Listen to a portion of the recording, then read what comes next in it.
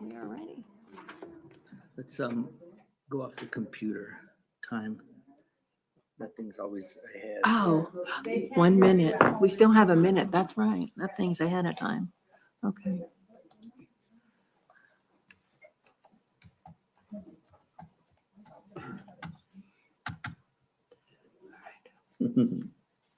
Got a few seconds. Let me get my work session packet. Okay. I think we're ready. Okay. Everybody up Yep. and running? Everybody ready?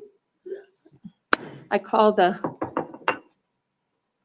MESD board work session for February 17th to order, and we'll go forward. All right. Thank you, Madam President. Members of the board, good afternoon or evening. Evening. Good evening.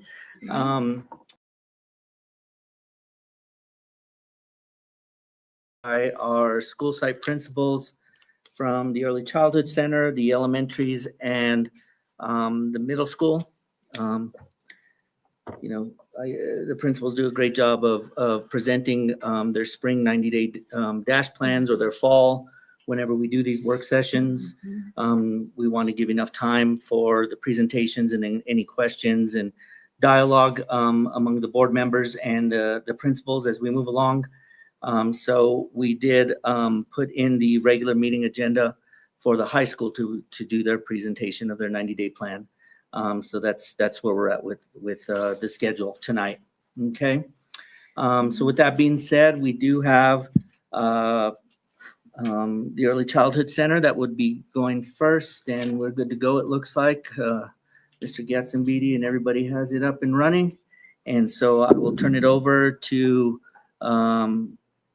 Ms. Lopez to start us with the Early Childhood Center middle of year CQI progress report. This is a little different than a 90-day plan, and she'll explain that to you. So thank you for having this prepared, and we are ready for you. All right. I am Brittany Lopez. I'm the Dean of Students at the Early Childhood Center. Good evening, Madam President, members of the board, Superintendent Bibiano. I am proud to share that at midpoint, the ECC is on track with our continuous quality improvement plan to ensure the growth of our youngest learners. So the preschool has a CQI plan instead of a dash plan, and we do end of year goals. So I'm just going to review where we're at middle of year. So our CQI plan has 6 priority goals that align with the district goals.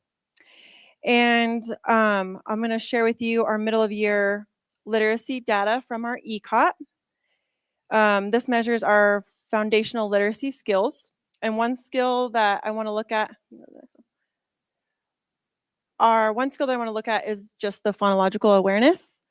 And our goal for the end of the year is to be at accomplished for 3s, 90%, and for 90% of our students to be at accomplished for 4s at the end of the year. So middle of year, we're at accomplished for 3s at 47% and accomplished for 4s at 17%. Note on the 4s data is we have a new teacher. She wasn't in the program yet. So we are missing a whole class with this data. So that's why it looks a little different. On the next one, I have a graph for you guys. I just pulled the phonological awareness instead of going through all the literacy points that we go through. The green is our middle of year, where we want to see our kids at this point, and the blue is our end of year. So you could see that for our literacy data for phonological awareness, if you counted where they're supposed to be, that making progress for 3s for the middle of the year, and our accomplished for 3s and beyond, we're at 81%. Which shows a lot of great growth. We're on track for end of year. The 4s literacy data, same thing. You can see that big green across. That's where we want to be the middle of the year. So that's looking really great for phonological awareness. We're at 67% with where we want to be for making progress for 4s and accomplished for 4s. And we're still missing that class. Our math, our end of the year goal is to be accomplished for threes, 90%. We're at 59% for the threes and 48% for the fours. Again, you can see that the middle of the year is where we want to be right now, that green bar. And then everything after that is great. That's showing great growth. That blue, purple, pink, that's where we want to be. So if we took into account our middle of the year, our making progress for threes and our accomplished for threes, we're at 87%. So we've almost already hit that 90 mark. The fours data is looking the same. A lot of green for making progress for fours where we want to be. That blue and purple is great. If we just took one of those, I did the numerals. They're at 82% for the middle of year. Again, we're missing that class. One of our other goals was our heart, our well-being, and our mental health. We followed the New Mexico pyramid model for social and emotional development. We did a refresher on that January 5th. We've been closing the front gates during school hours for student safety. We also did wellness surveys for families, teachers, and EAs. One of the results, the question from that survey was, my child enjoys coming to school. And we're at 89.5% agree or strongly agree. But if you can see, there's only 19 responses. So we would like a little more involvement in that, but hopefully we'll get a little bit more by the end of the year. So that's looking really good. Our next goal is student engagement. We've been working really hard to get our parents involved at school. We know that if our parents are involved, our students are involved. We've added several family engagement days and raffles, and that's been really fun at the preschool. Again, some of the responses from that questionnaire, I believe my child is learning and growing at the ECC, 94.7 agree or higher. My child enjoys coming to school, 89.5% agree or higher. Our student pathways to success was one that we did that aligned to the district goals. And our focus on this was to have 100% of our classrooms implement career play. We are definitely doing that. We had our family engagement event with the Meet the Heroes Around Us and our job fair. We had a lot of great success for that. We had 14 local businesses come out. We had 62 families attend. The kids loved it. The volunteers loved it. They were asking when they could come back. I said, okay, great, next year. And they said, wait, can we come back before that? I said, sure, anytime, let me know. So that's been a lot of fun. We also did a farmer's market. And our last goal is the communication of community engagement. I sent home monthly newsletters. This year I did important dates so that parents could see all of our family engagement events that we're going to have and have a date so that they could pick on which one they could go to if they wanted to attend all of them, to kind of give them an idea to plan ahead. We communicate on Class Dojo. I've updated the website and made pamphlets that we did for the job fair that they did at the high school. And so far, it's required through the New Mexico Pre-K that we have 90 family engagement hours. We've already logged 80. So we'll finish those up at the end of the year. And I'm working on enhancing community collaboration with the early local childhood programs. I've set up our kindergarten visits with the elementary schools and invited the local preschools to attend with us. So that's our middle of year data. It indicates progress across all CQI goals and confirms that our strategies are producing positive outcomes for students. And thank you so much for your time and your support. If you have any questions.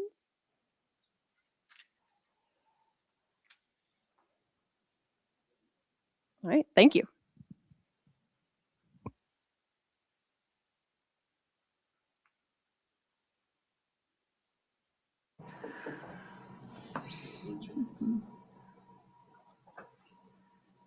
All right, Madam President, members of the board, Principal Kelton, as we get set up, now we'll move into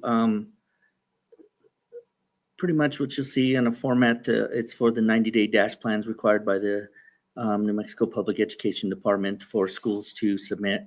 in the fall, which we went over in September. The schools have monitoring dates, 30, 60, and 90 days. They have some other requirements within that interim period to go over the data they have to collect. They review those 90-day plans in the fall and either make changes or keep the same goals. And that's what you'll see for the remainder of the presentations. So, all right, Ms. Catherine, it's all yours. Before I get started, I want to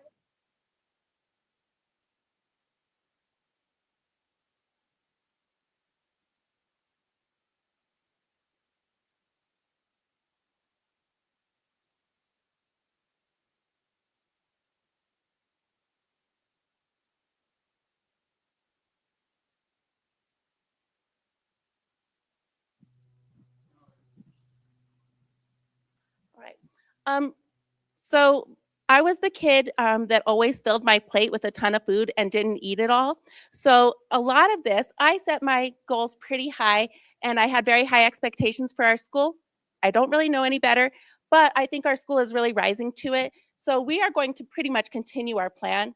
One of the things that we needed was a mission statement. So our adults in the building came up with a mission statement. Our mission is to create a safe, caring, and respectful community where every child is loved, supported, and engaged in rigorous learning to achieve academic success. And that's who we are. We want to work together to support our kids, and not just to where they're good academically, but they know that they're loved and they're part of the community. Our student council also worked on creating our mantra, which is safe hearts, sharp minds, strong road runners. And that was all them. And that picture was from one of our third graders. So we started out, we knew what our performance challenges were. We had inconsistent school-wide systems and culture and a lack of a unified vision and mission.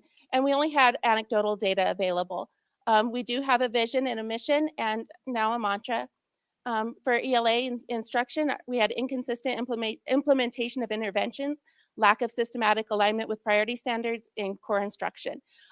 One thing that we did notice is that maybe it's not the inconsistent implementation of interventions that was holding us back, but it was our layer 1 instruction. And our math instruction aligns with adapted materials, but not the priority standards, and there was no intervention program in place.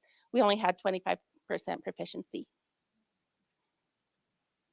Our first goal for culture was belonging and safety. We wanted to improve the effectiveness of proactive behavior supports. This is our new one. So, and reduce office discipline referrals compared to fall. Increase student reports of belonging on the school climate survey. So this is our annual summative goal, is to increase belonging on the New Mexico Vistas from 65 to 75%. One thing that we're looking at is tying our behavior data to our layer 1 instruction to see how that correlates, because we've got not a lot of kids, but we've got some kids that are disruptive and demonstrate really challenging behaviors. But one thing we want to find out is it the instruction? And once our instruction is strong, will those behaviors decrease? So these are our actions for this semester. Define and finalize school-wide behavior expectations and response flow chart. We have one kind of, but it's not finalized yet, and it hasn't been taken out to the staff. Conduct initial walkthroughs to verify expectations are posted and referenced through CHAMPS. And analyze office discipline referral data versus the fall baseline to adjust supports. One thing that I've learned is there are some teachers that think I'm their classroom management plan, and so it's tightening up what can be handled in the classroom so that the teachers have authority.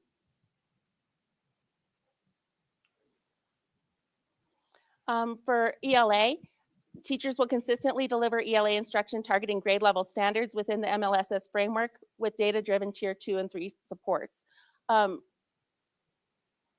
We're finding out that what we've been using as an intervention is the way we're using it is more like differentiated tier 1. So we're tweaking our tier 2 and tier 3 supports.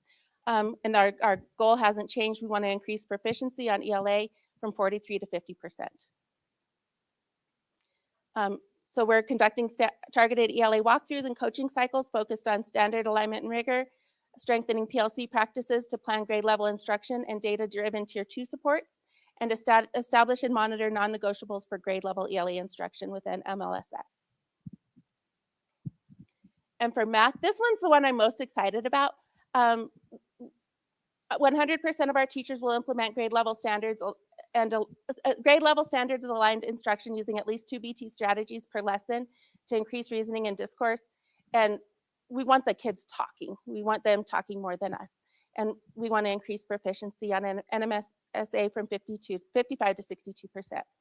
And this is where one of our biggest changes occurred. You can go to the next one.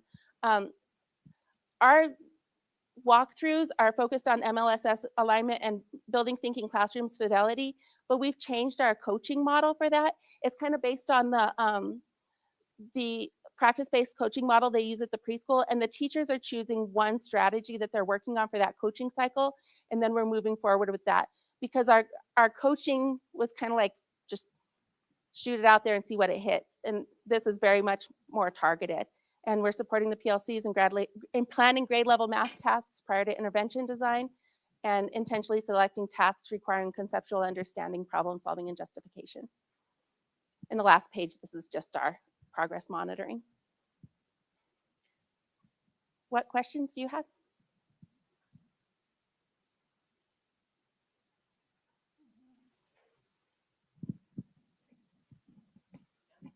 Thank you.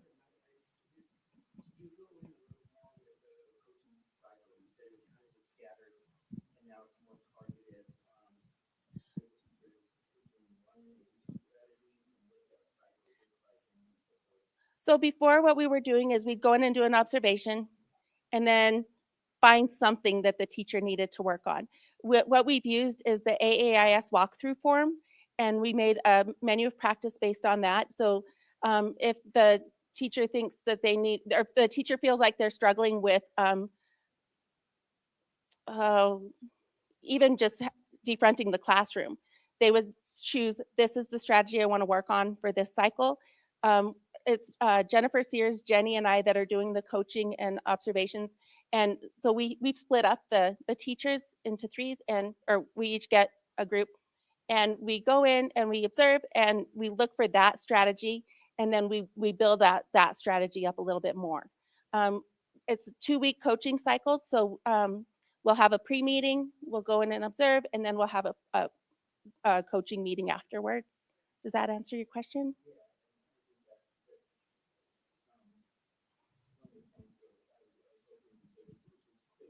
It's quick. Mm-hmm.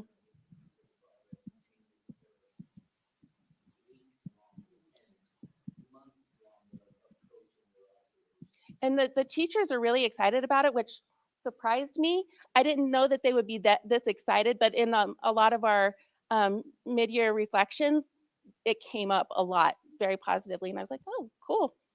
So thank you.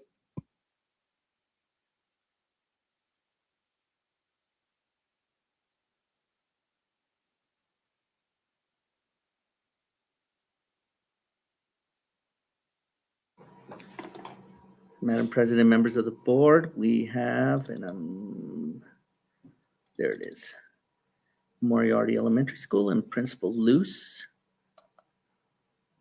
We will pull that up. All right, Principal Luce, we're ready to go, as long as it has a green light.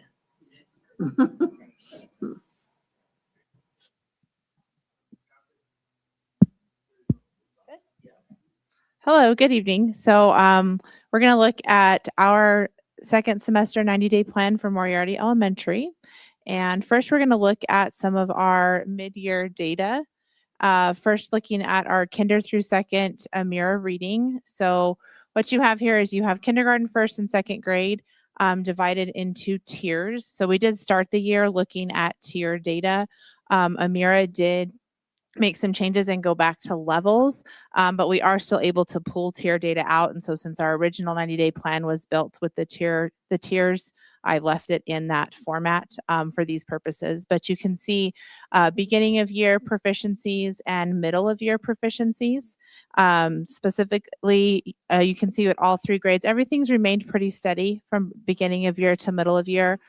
We are still working through the platform itself. I did kind of mention a little bit of that on last month's board report, specifically the interactive platform and just having some of the struggles that the kiddos are having with that and working through that. And then, of course, we're seeing some of that reflected in proficiency scores as well. And then looking at the kinder through second math, some points to highlight are if you look at kindergarten, you see a decrease in tier 3, so which is good. So, I mean, what we're wanting is our highest proficiencies to be in tier 1. That means they're ready for tier 1 instruction. They have the skills to access tier 1 instruction. So like looking at kindergarten tier 3, that number decreased. So that means we moved kids out of tier 3, either into tier 2 or tier 1, which is the goal. We want the least amount of kids in tier 3 and tier 2 moving towards tier 1 instruction. So we see a decrease in tier 3 for kindergarten, and then we also see an increase, a 10% increase in tier 1 for second grade as well. Moving to 3rd through 5th grade, looking at our mid-year IMASA scores in reading. Again, so these are divided by on target, near target, and needs support. You can see an increase in our 3rd grade to 33%. So from 12% at the beginning of the year to 33% now at mid-year. We see an increase in 4th and 5th grade as well, from 14% to 22%, and then 26% to 36% in on target. So that's the direction. Obviously, we want kids moving into that on target area from near target or needs support. And then 3rd through 5th grade math, some areas to look at. For 3rd grade, we have a huge decrease in that needs support column from 84% at the beginning of the school year to 56% at middle of year. And so you can see that big shift. There's a big shift of those kiddos that have moved from needs support into most likely that near target, that next area, some possibly into the on target as well. 4th grade is similar. You see a decrease from 82% in needs support to 72%.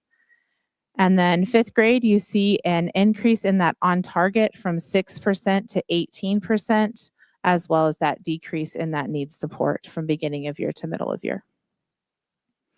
Moving into our 90-day plan areas of focus. Our 90-day plan is a continuation of the first 90 days, which is a focus on our data trackers that are specifically aligned to priority standards. So we have every student at every grade for every priority standard. And our teams have worked on collecting that classroom data.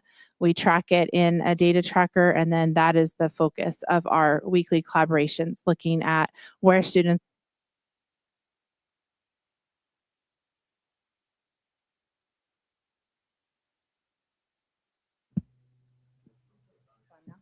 are at with those proficiencies, and then we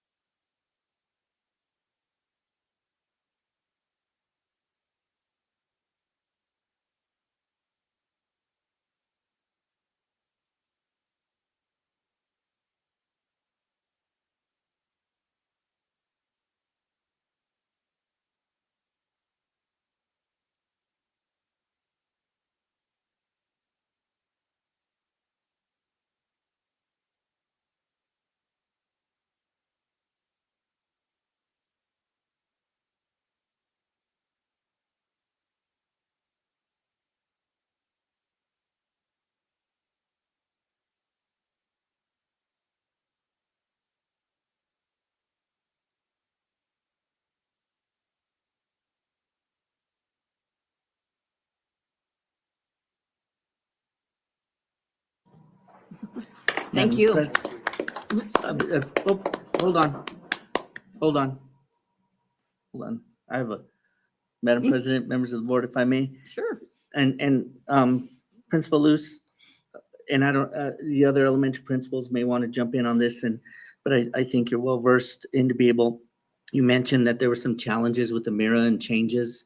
And it was for especially our new board members. Amira is the assessment, the name of the company or the assessment. But there's been statewide challenges with Amira that can affect some of our data, right? You know, it's not excuses coming up with some data that looks one way or the other. But I know that I've been part of as a superintendent, and principals and teachers have been part of this Amira conversation. And if Madam President, and if it's okay, I'd like to ask Principal Luce just to highlight, she mentioned level changes, right? So they went from one way to, I guess, place the students in tiers, and then they went to another, then they came back, and there was some challenges, and I think it's still ongoing with the speech to text, students to answer questions, actually speak into their microphones.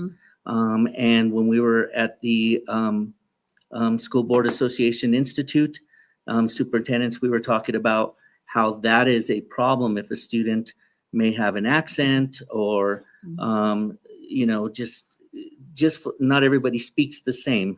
If they mumble, if they are a second language learner, Amira's not picking up their answers correctly at times. But can you expand on that a little bit? Yeah. Absolutely. So some of what we're experiencing.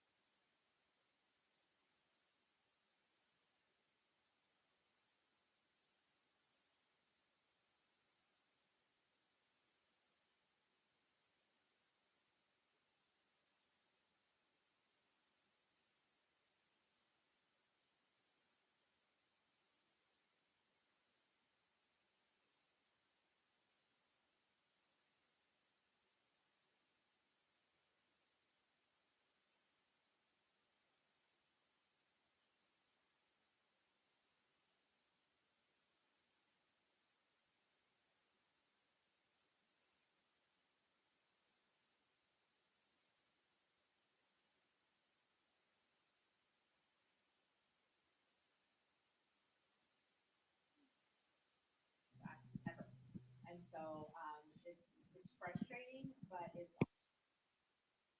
and so we're still trying to best prepare our students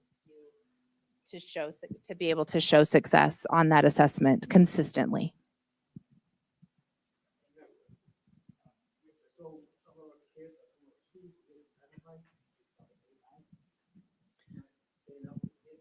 I think there's some challenges with it. I think that the intention is good. I think there's some good pieces that are coming out of it, but there are absolutely some challenges at this point in time. Thank you, Mr. Chavez and Madam President. Yeah, that's a great question because, again, the limited conversations I've been in, but also hearing from Mr. Gatzenbeede or the principals or whenever, you know, the assessment time comes and the students are have their formative assessments once a month. It's challenges across the state. And so they're, the state is aware of it. We have to use the tools that we're required to use. But I think the focus, like Principal Luce is saying, like in-house, our own instruction, making changes or making modifications or keeping what we think is working, is the most important. But when it comes down to an outside assessment, it's been a challenge year after year after year. There's always something with going back to, I don't know, ITBS when everybody filled in the bubbles, or whatever. And yeah. that's why our data trackers have become so vital in the work that we're doing, because like for kindergarten, for example, they have data for every kindergarten student on letter recognition, letter sounds. And so they're able to know who needs what and where they're at in that continuum, regardless of what this data point might be showing at that time. Mhm. Even like a person with me with dyslexia, that would frustrate me pretty bad. You know what I mean? Mhm. So Mhm. it's kind of hard for me to sit here and think that some of our students are not going to be graded right or whatever you're doing because of that. But it is 2026. Yes, sir. Mhm. Yeah. And again, it isn't isolated. It is a statewide problem that's being addressed, and I would assume every school district is going through these, whether they're a micro district all the way to Albuquerque. Yeah, and I'm not blaming our school at all. Yeah. No. No, I get that. No. Yes, sir. Yes, sir. Yeah. It's the system. All right. Well, thank you for helping me out on that and Thank you. explaining. Thank Thank you. you. Good job. Mhm.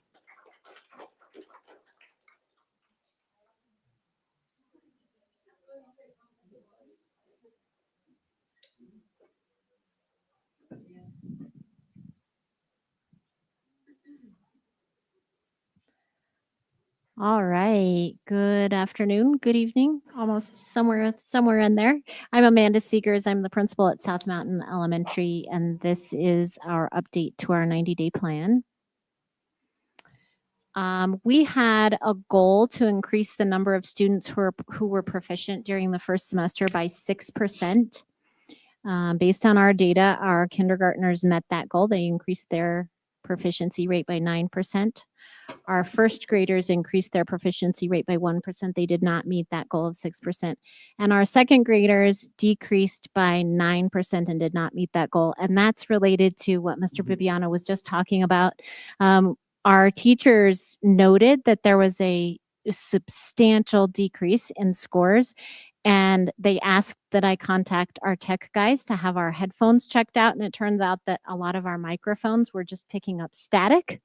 And so we had all new microphones at the beginning of this school year, but we've ordered a whole new set in a much better brand in hopes of our end of year microphones working much better. And so those are already on order, on their way, because of course a 9% decrease is not what we were expecting. And it also didn't reflect the scores that we were seeing on test scores in class. So we've fixed that fortunately. This is a visual representation of our scores. So on the left-hand side, the scores are from August. The right-hand side is December. The goal is to have the number of students who are in the dark green increase and the red decrease. And so kindergarten is looking better from August to December. First grade has a significant improvement, but second grade was pretty flat all the way across. So for math for kindergarten through second grade, we were looking at a 6% increase in those students who are proficient. Kindergarten and first grade both met that goal with substantial increases in proficiency, and second grade did not meet that goal with just a 1% increase in proficiency. This shows those math scores. Again, we're looking for more green and less red. And our kindergarten and first grade groups are showing quite a bit of growth, but second grade is still pretty stagnant. All right, so for third through fifth grade, this is IMASA data. And we were looking for an increase of 10% in the number of students who were proficient. And so our third graders increased in reading by 33%. They met their goal. They had 53% proficient. Fourth grade increased by 26%. They met their goal. 50% of the students are proficient. And fifth grade increased by 9%. They were just short of meeting their goal, but they already had quite a high proficiency rate as it was. It gets harder to increase our proficiency rate the better our score is. So, language usage, we had third grade meet their goal, but fourth and fifth did not meet their goals. They had some increases.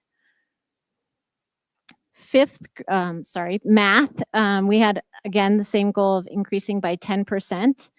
Third and fourth grade had some increases, but didn't meet their goal. Fifth grade increased by 26% and did meet their goal.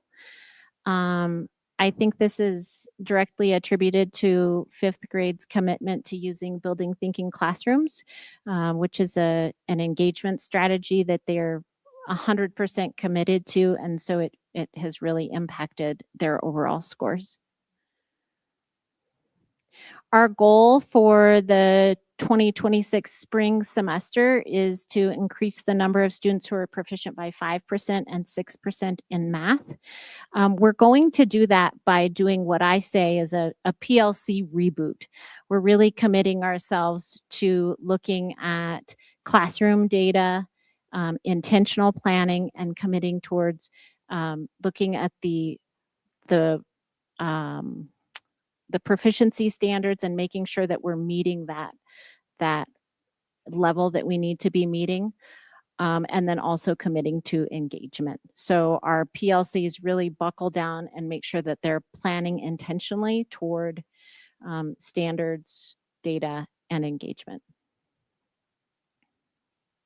And there's that. What questions do you have?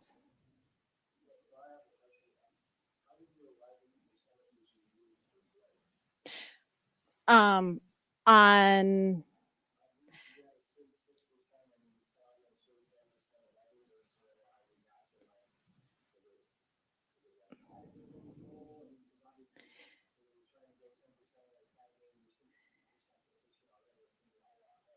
Sure.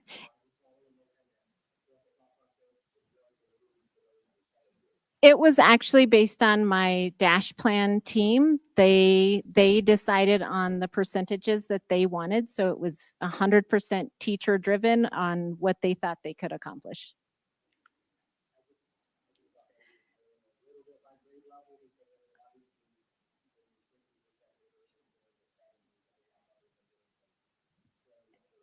It is, definitely. Yeah. Nope. It was based on test. They did it based on the Amira test and the IMASA, and they came together and agreed on those numbers. Yeah. Yeah, sure.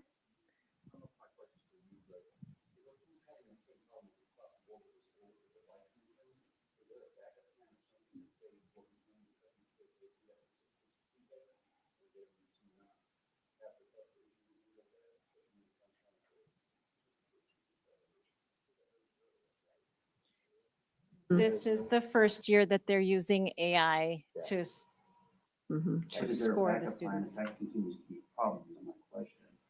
So, You have to ask Peg. Madam President, members of the board, any contingency plan put in place would have to be dictated or through the public education department, right?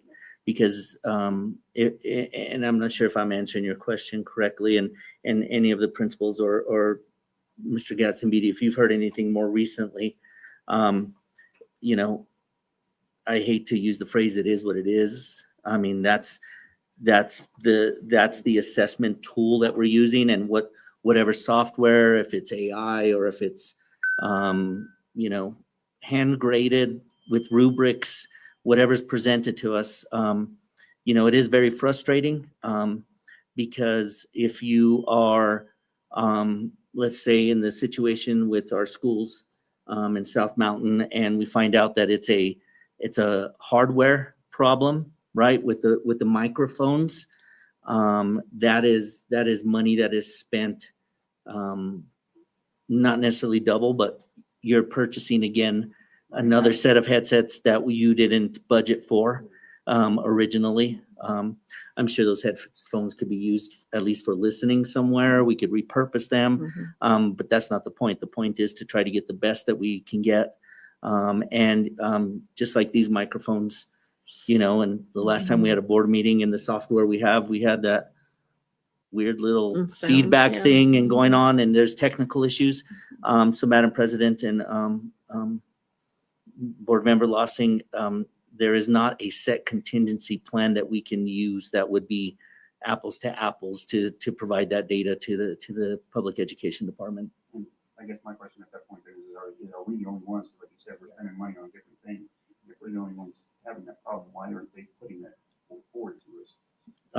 No, sir, like we were talking about, and when we started the conversation, this has been brought up again locally with us and with pretty much every district, and there's frustrations across the board, whether it's meetings that the directors have gone to in their own departments.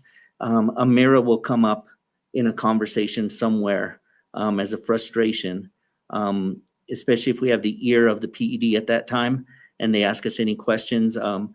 I attend monthly meetings with superintendents, and that's a regular agenda item.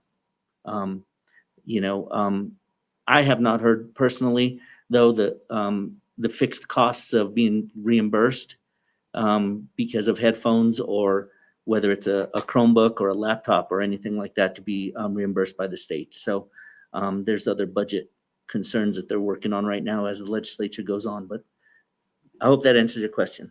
Yeah, like I said, I'm just concerned about the kids getting frustrated. The kids have a problem with it when they want certain efficiency level, and that's what we're asking for. And we're not getting it because they're not meeting your needs. So I think part of that we can address through our multi-levels for student success, our MLSS plan. And we've been told that we shouldn't base all of our instructional decisions on one test like the Amira. So we look at things like classroom tests. And so we as educators don't tell our kids it's the be all end all. You have to do well on that test, otherwise you're not passing. We base it on a lot of data points, and I think that helps. Oh, yes, sir.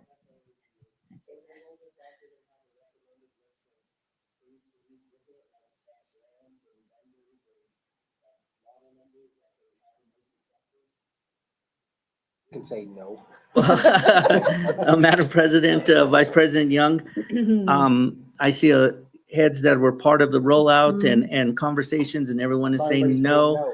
I would assume, and I will say this, that the PED, being a state government agency, would not say, hey, use these only, because they don't want to promote only this brand or something. They But purchase the software. but they I'm saying the purchase, software, yes, sir. and those guys would be the guys that say, hey, in our use in testing and getting to this point, these are the manufacturers Brands and that models work. that work best with our system. Yes, sir. But I mean, so we'll just keep buying and buying and buying.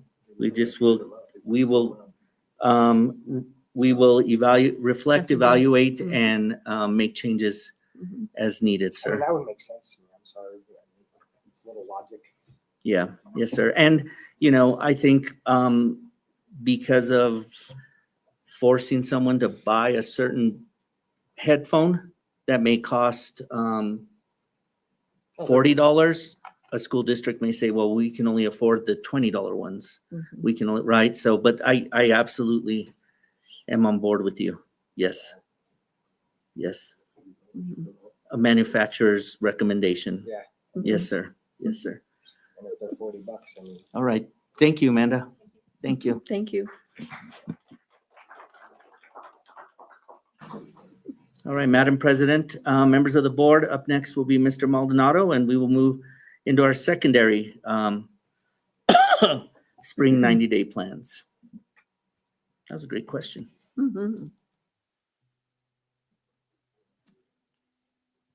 Good evening, everyone. Is it on? Okay.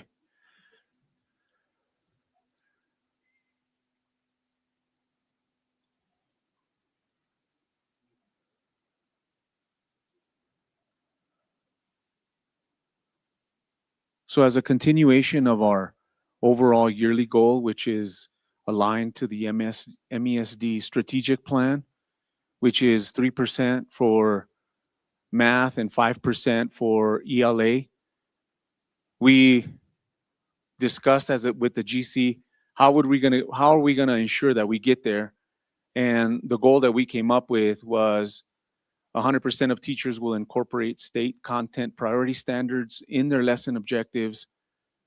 This will allow them to identify students that struggle with the objective and provide them with in-class layer 2 interventions, such as small groups.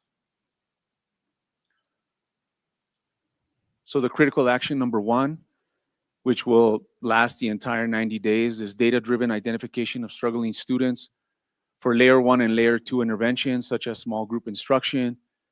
The resources that we will need, obviously the interim assessment data, formative data, quizzes, exams, exit tickets, and then of course, the summative data, quarter exams, and final projects. All of this will be instituted and followed through by administration, teachers, and staff. And this is the alignment that I was talking about, ELA and math goals.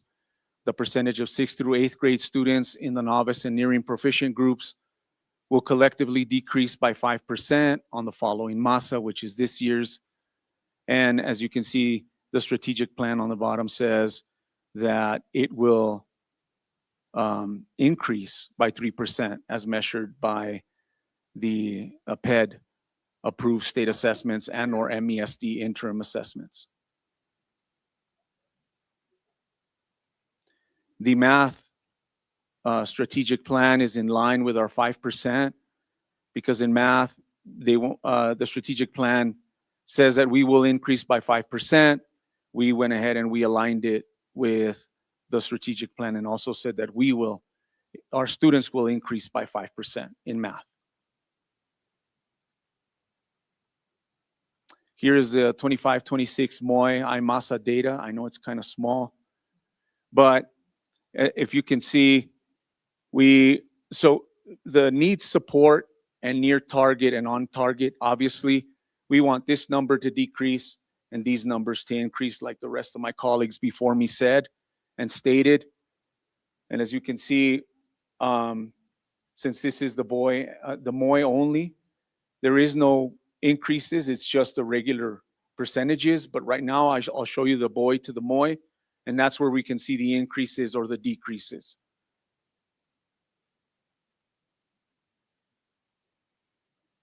And here's the longitudinal data. So this is a test that they took in August, and we have 43%. In the MOI, we have 53%. Here we kind of went backwards. So we actually increased by 10%. We always want to see this number decrease because these are students that absolutely are in the need support category. We want these to increase, obviously. So this one increased by 11%, so we're meeting the goal there. And here we didn't meet the goal, but we did increase by 1%. So 24 to 25. Now, mind you, these are assessments. The BOI absolutely in August measures 6th grade skills to 6th graders who have never had 6th grade curriculum, right? 7th graders who had never have had 7th grade curriculum, and so forth and so on. So here they're just greener than green. They just came out of the garden, right? The MOI, they've had half a year of instruction. So of course you're gonna see increases. And if we didn't, then that would be signs for alarm. But here we also increased by 7%. So here we should have seen it decrease, but it actually increased to 25%. And that's 7%. However, in GC, we kind of discussed it. And there's a lot of factors that go into testing. Obviously, students go in and they get nervous, it's getting near Christmas time, right? So they're distracted. And I realize that they might sound like excuses, but it's real, right? This is what kids go through. This is what we go through as adults. The good thing is that we also increased in the near target and on target, 8th grade. Here, this is positive because we went down by 11%. and we went up in the areas that we needed to go up. We didn't meet our goal here, but we met our goal on target. And so here's the language usage. The other one was reading. This is language usage. We had an increase of 7%. We obviously wanted to go down, but it actually went up from 24 to 31 in 6th grade. We actually went down in near target, and then on target, we actually went up. So that was a little bit disheartening. In 7th grade, we did a tremendous gain in needs support because it went down by 20%. And it increased by 16 and 4, which I believe attributes to the 20. And then in the 8th grade, we actually went down by 6%, but we also went down by 17% in near target, but we went up tremendously in the on target by 24%. So I think we're going in the right direction. In math, same thing. We went down by 14%, went up by 12, went up by 8. Great sign in 6th grade. We went down in 10% in 7th grade, need support, but we also kind of slipped in the near target because we went down by 3%, but then we went up by 14% on the on target. 8th grade, they're in line as it should be, minus 12, plus 3, plus 4. So the projected outcomes, hopefully, if we cross our fingers, and it's a good testing environment, right? And we give the kids peppermints, and they come in and they're well rested, right? And they're ready to go, and they've done their homework, and they've done everything else in order to succeed. We should hit 66% in 6th grade in ELA, 62% in 7th grade, 69% in 8th grade, 54% in math, 6th grade, 42% in math, 7th grade, and in 8th grade, we should hit 31%. Most of these are in line with the strategic plan. We just need work in 8th grade math and 8th grade ELA. And we're kind of meet it by 1%. We're missing it here in 7th and in 7th grade. So overall, the collective data for needed progress, we will need to go from 61% to 66%. From math, we'll go 36.3% to 41.3% according to the MESD strategic plan goals. I think we can meet it. I think we're in line to meet it. We just need a little bit more work. And that's where the 90-day dash plan comes in, where teachers will identify their standards, and kids who are not meeting the standard, we need to reteach them, teach them in small groups. And that's it. Thank you. Any questions? Thank you, sir. Madam President, members of the board, any? Thank you very much. Thank you. All right, and the last presentation we have is Mr. Romero from Moriarty Middle School, and take your time, Aaron, and thank you.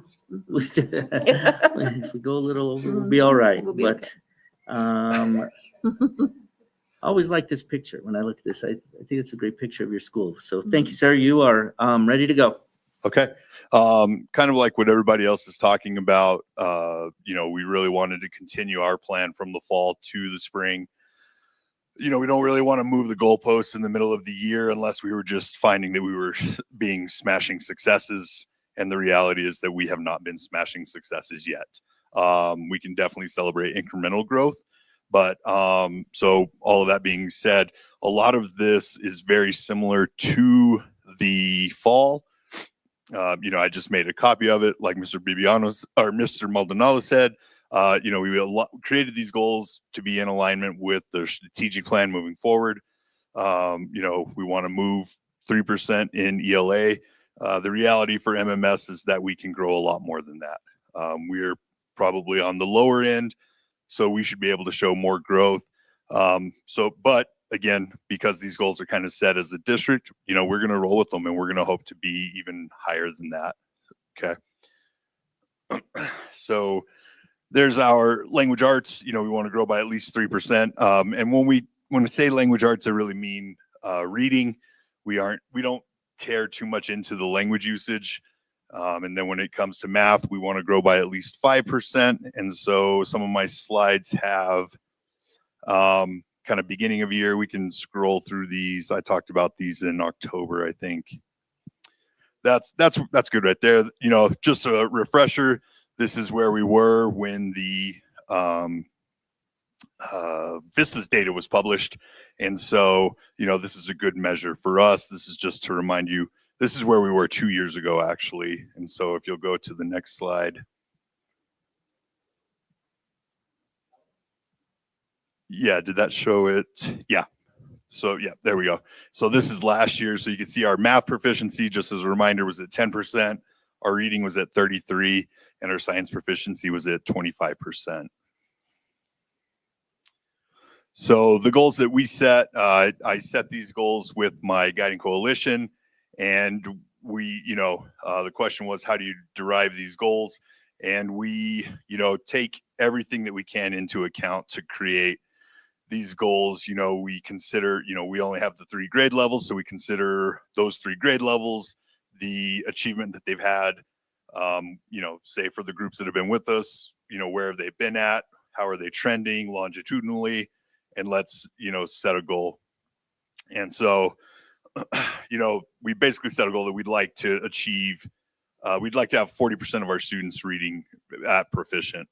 And so the focus area to get us there, and the adult behaviors that need to change. We think that we've really got this misalignment, or had this misalignment with grade level standards, that we weren't really using the right measures. I think we're pretty focused on utilizing the curriculum, and maybe we should have been using scope and sequence a little bit more, paying a little bit more attention to the standards. And so this is something that we've really kind of in pockets dedicated to this year. Math and ELA are really, really making great efforts at this, and we need to become more consistent as a building. Some of the people have talked about, MLSS, the multiple layers of support. And as I walk through the building and I do walkthroughs and I do observations and I'm asking the kids, what are you learning? I really think that MMS, we have an issue with our layer 1 instruction, which is like the instruction that all kids get. And so we've got to become better at kind of, taking the things that are available to us, like the BTC strategies, and create some more engaging learning opportunities. And I've really challenged staff to kind of think outside of the box. Like, we don't always have to get the textbook down. We don't have to read directly. Let's incorporate more student voice. Let's do collaborative work. Let's do some project-based stuff. And there's a fear of that, and almost an unwillingness on some of the staff's part to kind of think outside of the box. And I think it's just like, well, what if we fail? And, my response is, that's okay. Were you able to engage kids better than, okay, let's get the textbook out and let's read on page 300. Like, that's not going to engage anybody. So, this is something that we've really focused on, especially ELA, explicit vocabulary, close reading, comprehension, writing. Social studies has done a really good job of supporting ELA in this goal. And I will say that my staff do a really good job of taking this personal, and that, yes, this is a goal written for ELA, but many of them understand that, I have something to go with this. I'm complicit in this. So yeah, that's our goal for ELA. This was the summative ELA achievement through the years. So you can track, by cohort. In 22, we had 34% of 6th graders reading proficient or advanced. And so as you can see, that number took a drop in the 23 school year, but then has kind of bumped up as we've gone along. When you look at the 7th grade, you kind of see the same thing. You kind of see this high and then a little bit of a dip, but, back up on the upward trend. And then with the 8th grade, you kind of see like a rise where the other grade levels dipped, and then we're kind of trending back upward after that. So just looking at it longitudinally. Goal number 2, math focused. We want to move students from needing support, so out of the red columns into the yellow and green columns. And so how are we going to do this? You know, what adult behaviors need to change? Again, we're worried about layer 1 instruction. Math have really taken this on. And I think that math instruction looks better at MMS than it has in a little while. My 2 math teachers have really dedicated themselves to learning their standards, teaching at grade level, you know, with the expectation that wherever we set that bar, the students are going to rise to it. And so this is something that they've really dedicated themselves to. They have really taken this personal, and we've, you know, continued to show, like I said, incremental gains. And I'll say it all the time, it's never sufficient for us, but we have seen, you know, higher values of growth. So, and some of the data that I'll show you from this school year kind of supports that we are making some gains in that direction. And again, that's just the longitudinal data. You know, these are 1 pieces of data, you know, for groups that are no longer with us even. And so but it's still interesting data that we'll continue to track and, you know, obviously look for trends. Let's skip through this one because that was last year. Keep going. So this is where we were beginning of year, and we could kind of go through these quickly because on the next slides, it's got the beginning of year with the middle of year. And so again, you know, a goal for me is always to see this red bar shrinking. And so, you know, you can see this is for the 6th graders with our from beginning of year to the middle of year in reading, you know, the red bar is shrinking. You know, so unfortunately the number of proficient students dropped, you know, and at our school that equates to like 1 kid. So we could have had 1 kid move out, and, you know, when we went to test again, we had 1 fewer kids testing there. But, you know, I want to celebrate the red bar dropping. Our 7th grade group's really interesting in that everything's kind of stagnant. You don't really see too much change. The red did drop, but I mean, it's 1%. That's 1 kid. So, you know, don't want to get too high up on that.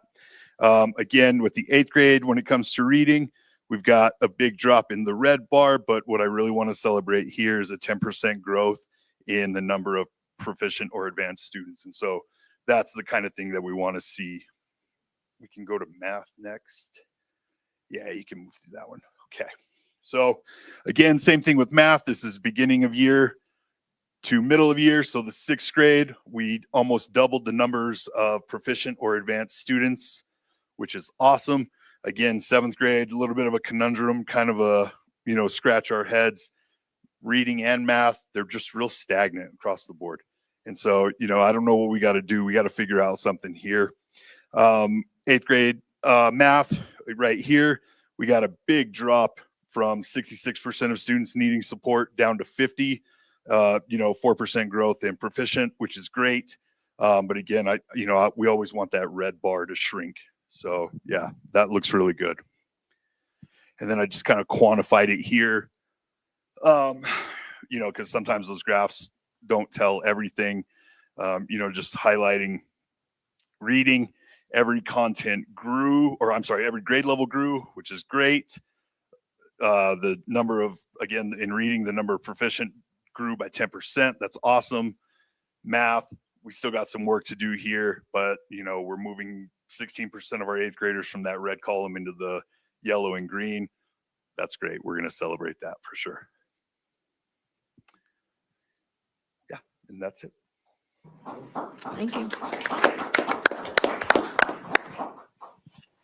Madam President, members of the board, any questions or comments for Mr. Romero?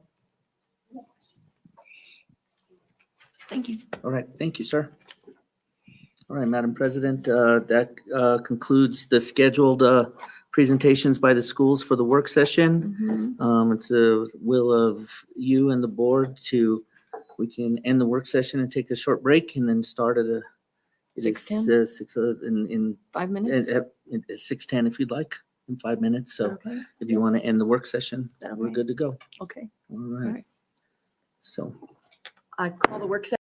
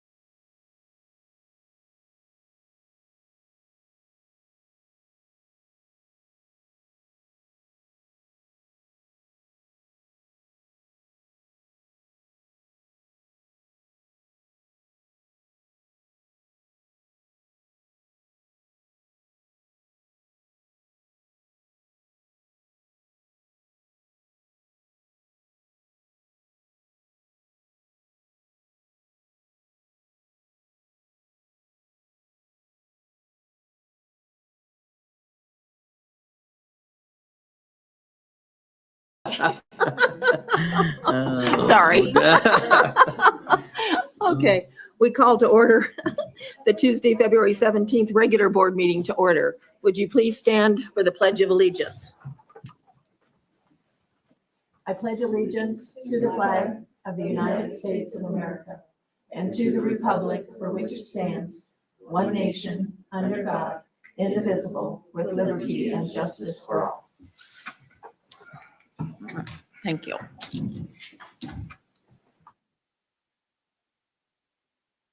Members of the audience, I'd like to make a request before we move on with tonight's agenda. We received news over the weekend and that a longtime staff member for the Moriarty-Edgewood School District passed away, Rick Gilliland. Many of us in this room knew Rick for many, many years, either as a teacher and or coach, and more recently, after retirement, also worked as a substitute for the Moriarty-Edgewood School District and served the community and the students for a very long time. So if I may, Madam President, I'd like to invite those that are with us for a moment of silence for Mr. Gilliland and thank him for his service to the Moriarty-Edgewood School District and our communities.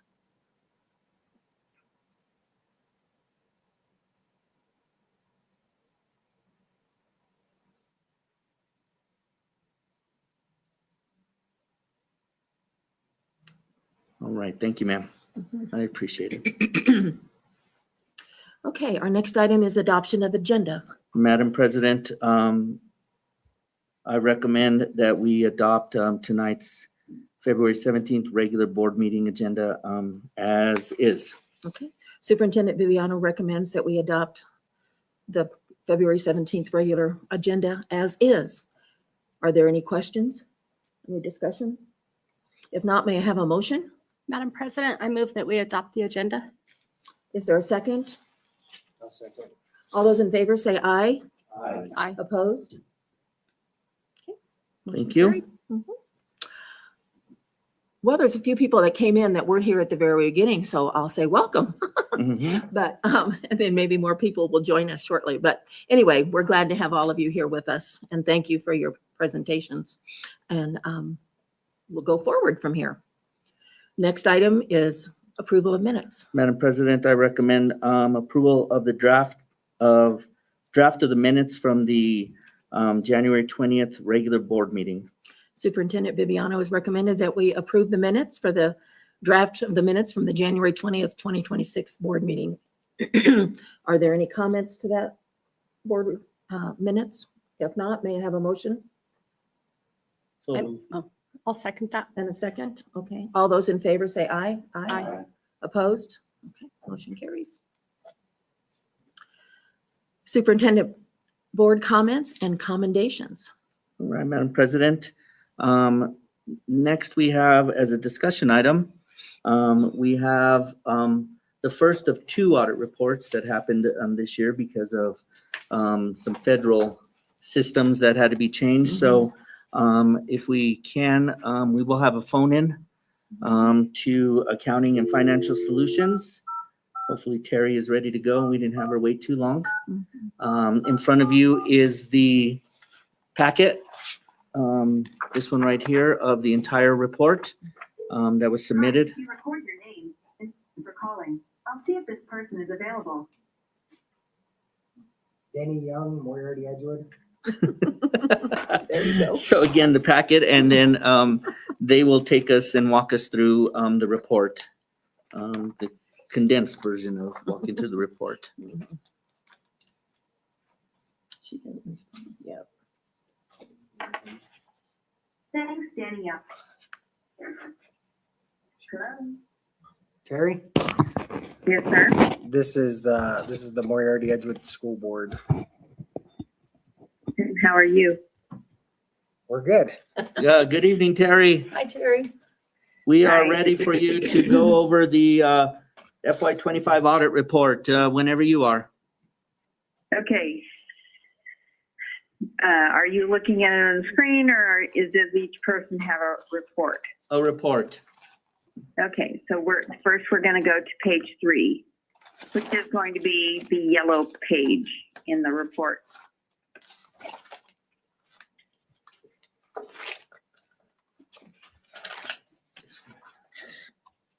We're ready. This is the independent auditor's report opinion.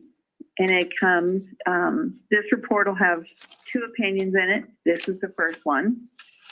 The opinion itself is the first 2 paragraphs. The first one talks about what the opinion is on, which financial statements.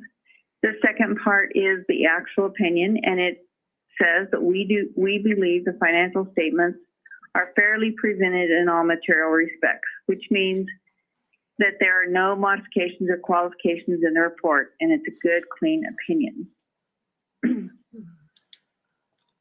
Then we're going to go on to page 5, which is the in relation to opinion. This opinion is for all of the rest of the financial statements that are in the back of the audit report. And it basically says that the financial statements in the back of the audit report tie to the financial statements in the front end. There's no material discrepancies. Okay, so now we're going to go on to, I'll cover the restatement because there is a little bit of restatement, I believe, this year. And that is on page 54. Did you say 54 or 64? 54, right? 54. Okay, Yes, sir. thank you. This year, GASB 101 came into effect, which caused a restatement to your financial statements. GASB 101 basically said that they wanted the management to decide how much of the leave, sick leave, vacation, any kind of leave that is accrued from year to year, and for you to say how much would be used on average during the next year that would be considered is going to be used. So everybody kind of looks like they don't know how to do that, and we all agreed. So somebody came up with a method of averaging the leave for the last 3 years and then coming up with the leave for the next year.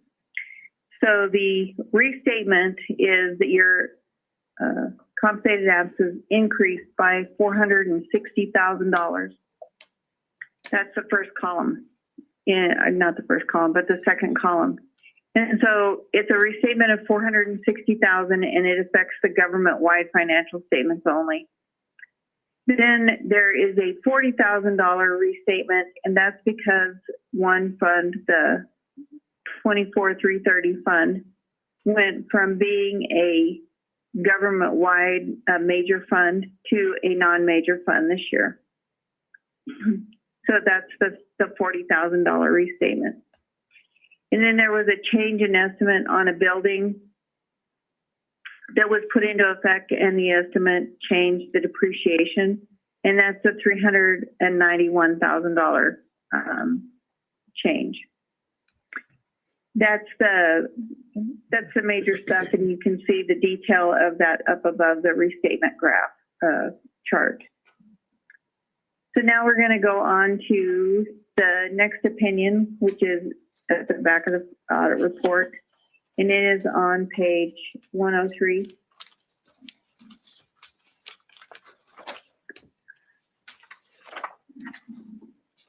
It's a yellow page.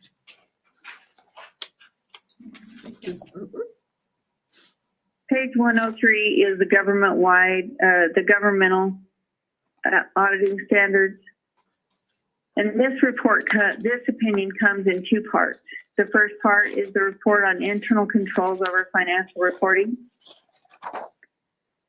And if you look in the last paragraph on that page, second to the last sentence, it says that we did not find any significant deficiencies or material weaknesses to report. So basically, that's a good, clean opinion with no major weaknesses. The next opinion comes on page 104, and it's the report on compliance and other matters. This one comes in two parts. The first part is government auditing standards, and there's no findings reported in government auditing standards. The second part of this opinion is the New Mexico requirements, state auditor and state law, PED. And there is one finding that we're going to go over that has to do with the New Mexico requirements. So then we go on to page 105, and this is a summary of your audit results. So that whenever you're trying to tell somebody what this report basically says, this basically sums up the report. So it says that there's an unmodified opinion. There's no material weaknesses in your financial statements, no significant deficiencies, and no non-compliance material to your financial statements. And then in the New Mexico state requirements, it says there's one finding that is an other non-compliance. No, there's no findings in other non-compliance, and there's one finding in other matters. So your finding on other matters is reported down on page 106, and it has to do with the when an employee moves from in the ERB reporting requirements, there's a different rate for people who make less than 24,000 and people who make more than 24,000. And there was 3 people that was tested, and it was discovered that that rate did not change when they moved above the 24,000.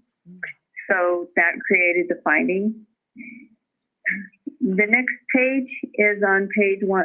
The next thing is on page 107, and that's your prior year findings. And the prior year findings had 3 findings that were resolved during the year. And there was no findings that were not resolved. So you had no repeat findings. That's the end of the audit report. Does anybody have any questions for us?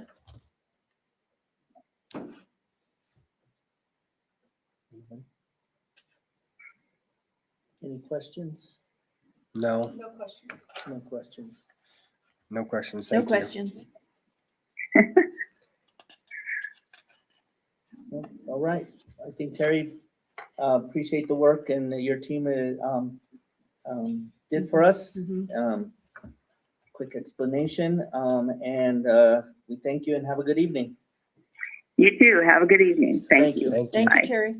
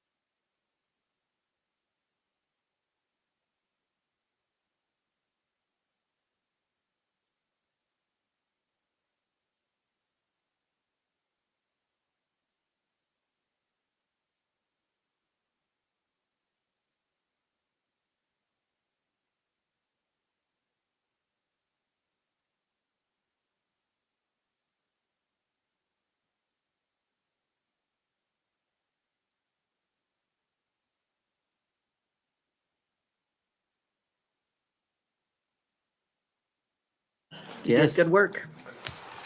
Thanks to business office for a good report. Yes, it's a Yes, lot of work. and the whole team. Yep. All right, so Madam President and members of the board, if there aren't any other questions or comments, I recommend approval of the FY25 audit report. Superintendent Bibiano is recommending the approval of the fiscal year 25 audit report. Is there any other discussion? If no other discussion, may I have a motion? So moved. Okay, a second? I'll second. Okay, all right. All those in favor say aye. Aye. Opposed? Okay. Moving forward. Do we have someone here from the student council? Do we have student council tonight? You have a video? Okay, let's see if we get the video this time. For All right. video.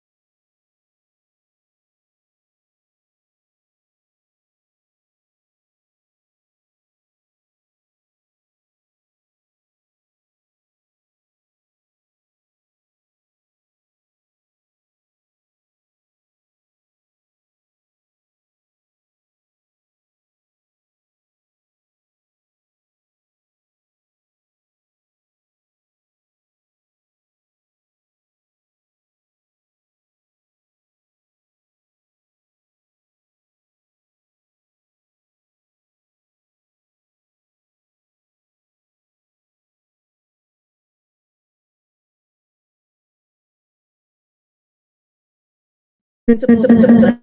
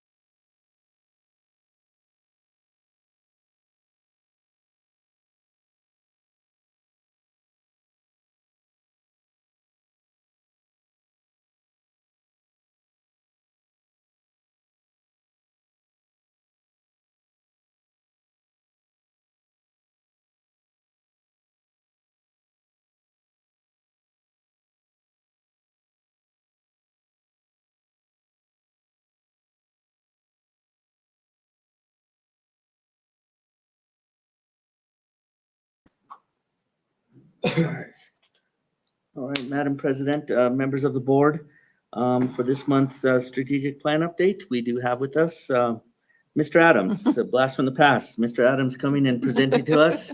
Mr. Adams is our career and technical education coordinator. We did talk about this when Mr. Adams came on board in October. We wanted some work to be done, organizing the department, getting some trainings, networking. He'll talk about all that, but then we did have a goal that in February we'd get an update and where we've come from, where we're at now, and where we're headed under his department. So, Mr. Adams, welcome back, and we're ready for you, sir. Thank you. Thank you, and what a great segue from Mr. Romero. And I want to do a little bit of a disclaimer because some of the things I'm saying doesn't have anything to do with all of the numbers and the growth that the principals have been trying to, show you and what they're doing at their individual schools, because this is new to our district, somewhat new to our district, I should say, but we're trying to get it more solidified into pretty clear pathways. So one of the things, if you noticed in all the presentations we just did and at the break we were talking about it, is our public school systems are designed for students who are going to succeed in the systems. And that happened about 150 years ago. They created a school system where they said, go into a classroom, be on time, do what the teacher tells you to do, and you'll become a great employee. And it worked really well. And we're still trying to do that same kind of model today. So one of the things that's difficult for all of the principals that are trying to change all these data is you have all those other students that are there that aren't the perfect students that fit into the system, and they're always trying to figure out what works for them in the system. Go ahead, Leslie. We have treated graduation as a destination, and I'm including myself. I was principal at the high school for 9 years. Graduation was always this destination. We got to get them to graduate. What's our graduation rate? I knew what the graduation rate was every year I was principal, but I had no idea what every one of those kids was going to do after they left high school. So it was kind of a destination. Well, I got you there, but I really don't know that I've prepared you for what's going to happen next. So it should be a milestone, not a destination. I wanted to clarify this because there's still a lot of confusion. CTE is not creating pathways for students that don't plan on attending college.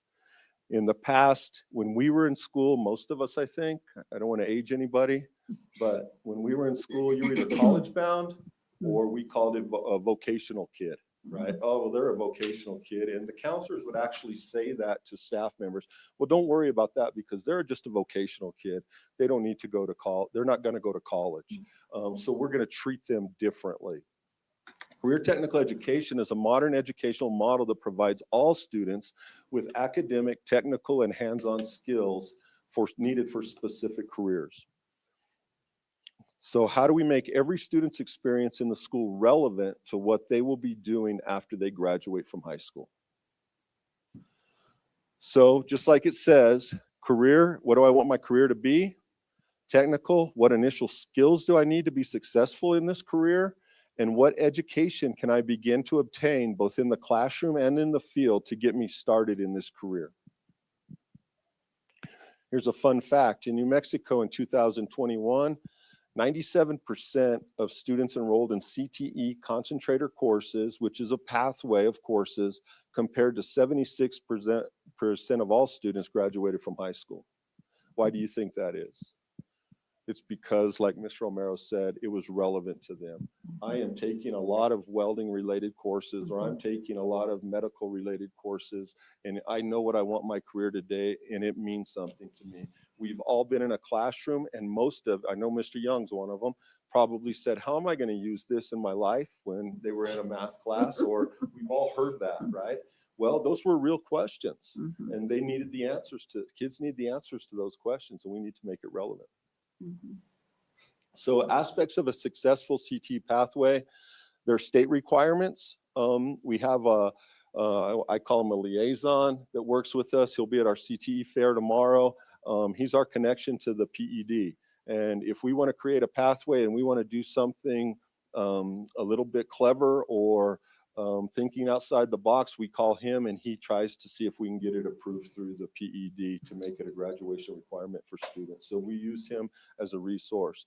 We have career and technical student organizations, industry certifications, community partnerships, creative and flexible scheduling, and then challenging the mindset of our system and of our teachers and the way they've been teaching for a long time.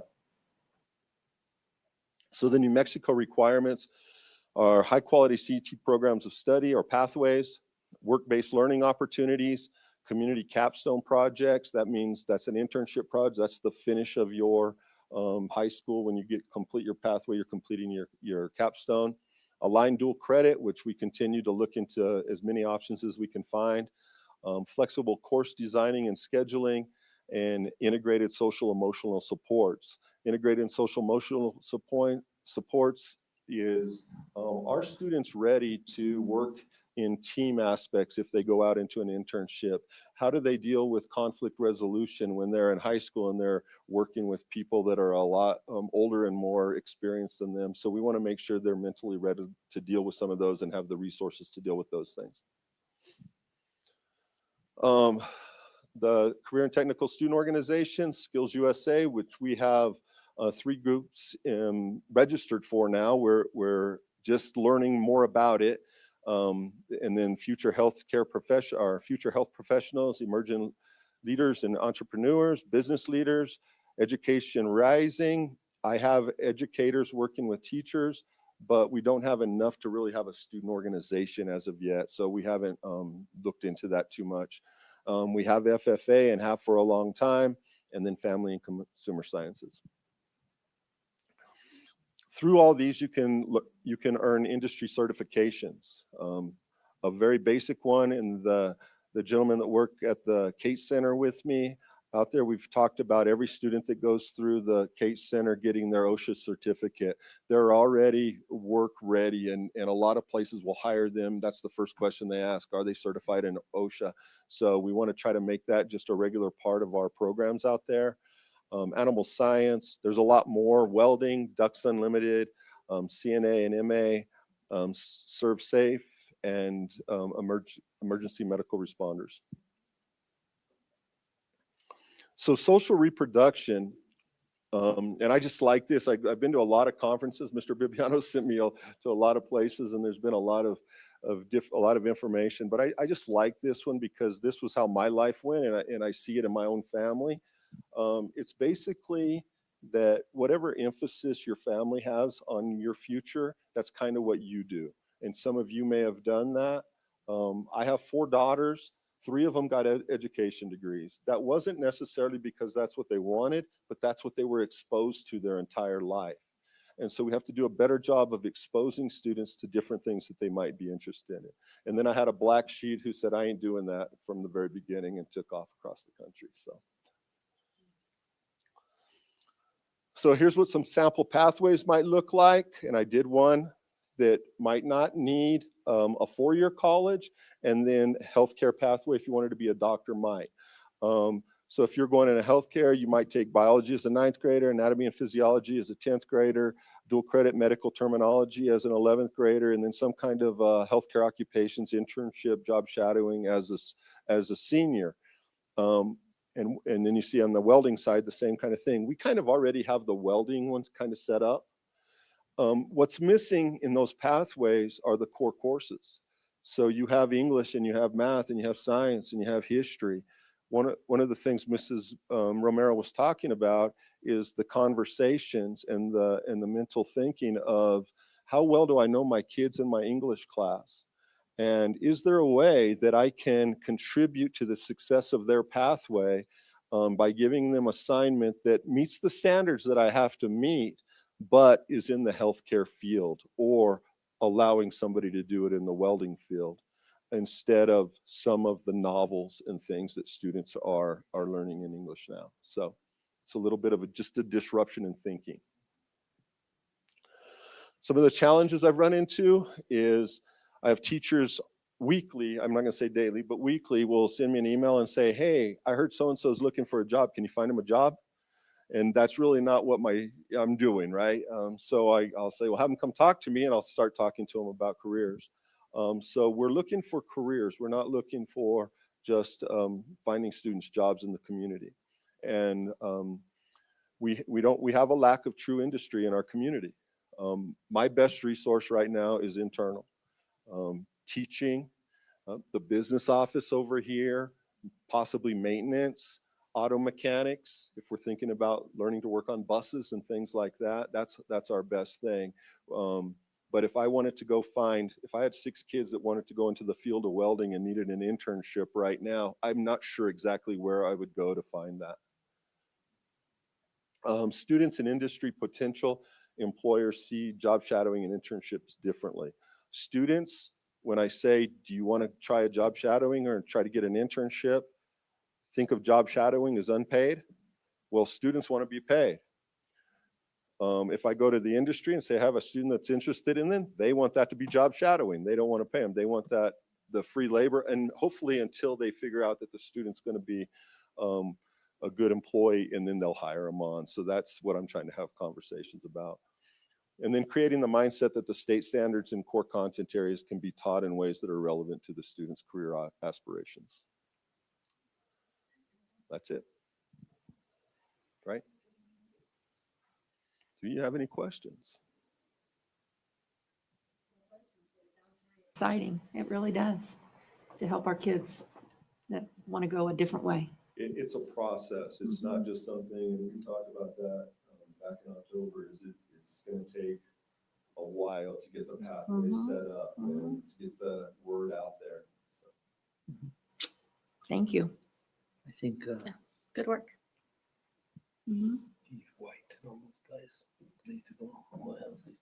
some, Madam President, were there questions or comment? I just, so you talk about the lack of true industry, but you have organized the event for tomorrow, right? And there's some industry partners with this event that you can start, and you've made a relationship with Pattern and what we have so far. Probably our biggest industry out here right now is the wind turbine business. And, you know, I've learned about that because it's from the ground up. It's from construction to concrete work to maintenance on those things to getting them all set up. So we'll have several of those groups there tomorrow. It's not, I've learned that too. It's not just Pattern, Sky Climbers, and our Macelands has a program, and they're gonna be sending some people for that.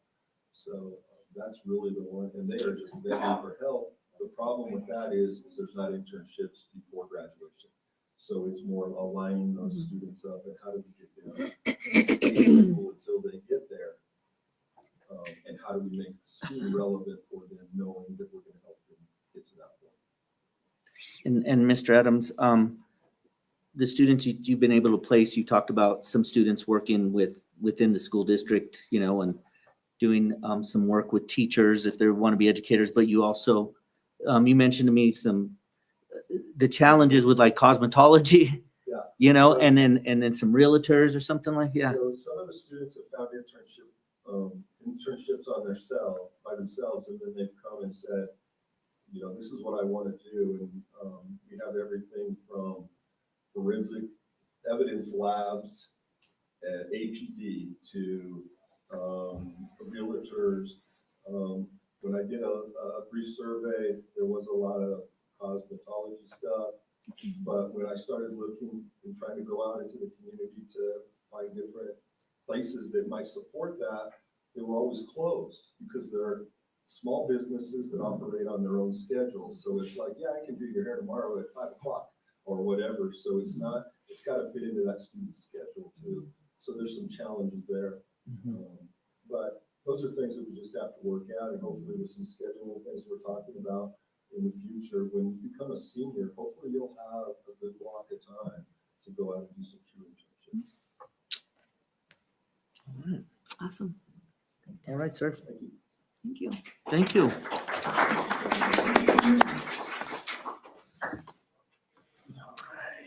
All right. Next, we have learning services. Alright. Madam President, members of the board, are there any questions or comments for Mr. Gatzenbeede? Or Mr. Gatzenbeede, do you have any updates since you last submitted your report?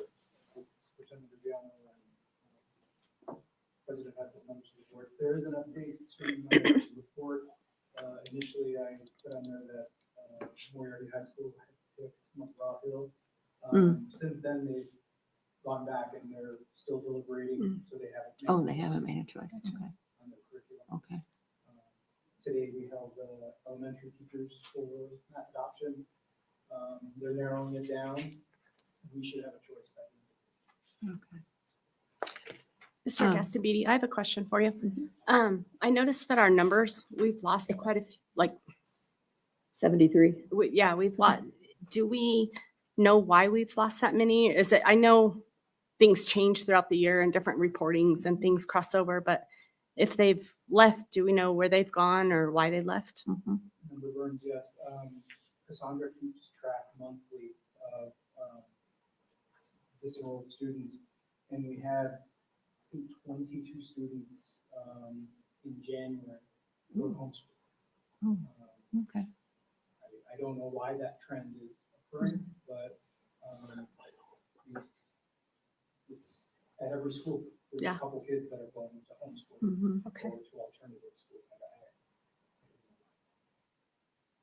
Okay, thank you. I was curious about that as well. So we don't know that any students have just plain dropped out. Would you have any way of knowing that if they just quit?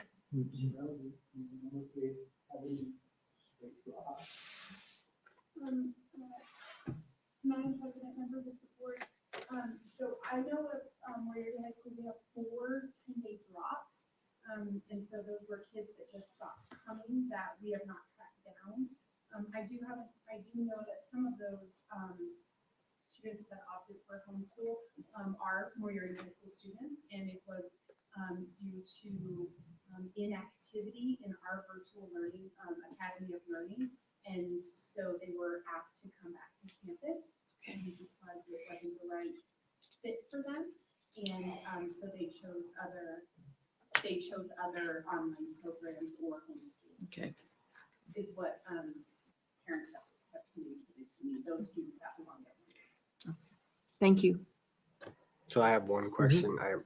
As far as the math adoption process, does it take into consideration going from elementary to middle school to high school? Is it, I mean, we have several different vendors or I guess curriculums that are there, but I mean, is elementary, is it aligning with what middle school is going to do and middle school with high school and from the bottom up or top down or however that should be?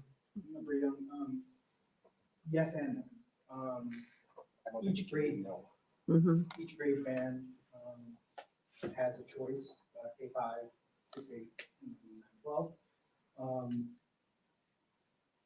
All of the groups have been instructed to look at the curriculums in the lens of, okay, what's best for students, what's best for our initiatives, as far as rigor, student engagement, and aligning ourselves to the next instructional scope so that we understand that we're teaching students in a way that they're going to get proficiency in those standards. At the elementary level, we chose all the publishers who were rated 98% or higher by the Mexico Education Department. There was one that was rated that high that we didn't choose because in the grading report, it said it was online only. But when the teachers came for the preview, they asked, can we see that one? So this person helped figure that out, and we got that program in for a presentation. It turns out that they're not strictly all online. There was more information there that we didn't know about. The high school did something similar. They wanted a certain publisher at presentations, and we got them on board, and we're approaching this in a way that we want the professionals, our teachers, to make the choice that's what's best for our kids. So to answer your question, I don't The know if I agree or elementary- disagree, but I kind of disagree, but to some extent on, it should align from bottom to top, in my opinion. I mean, now whether that's maybe we do the research up front and present vendors that align strategically all the way up, or I don't know how that looks. I don't do your job. I don't do any of their jobs. I mean, just in my job, it makes sense that you would align, A to Z, kind of like offering headphones that work with your software. I mean, it's just logic to me. I mean, so I understand. I mean, That, Madam President and Vice President Young, that does make sense. I see what you're saying, like I, one, Follow on. if it's Programs align with McGraw-Hill each from, other. from K to 12. When you do look at these, at the different curriculum, at the different grade levels, there are some changes, let's say from elementary to middle school, that the teachers, and whomever else is with, look at that and say, it doesn't fit. Right. It isn't a continuum all the way across. Some, to be honest, some of them are really, really not good secondary curriculum, but really good elementary curriculum the company will focus on, or vice versa. And so that's where the rating systems, and all the other discussions happen. I see your point and your opinion of what that would look like, but that comes into play as well. I mean, you can look at it and definitely see some discrepancies and say, we don't want this for our secondary at all.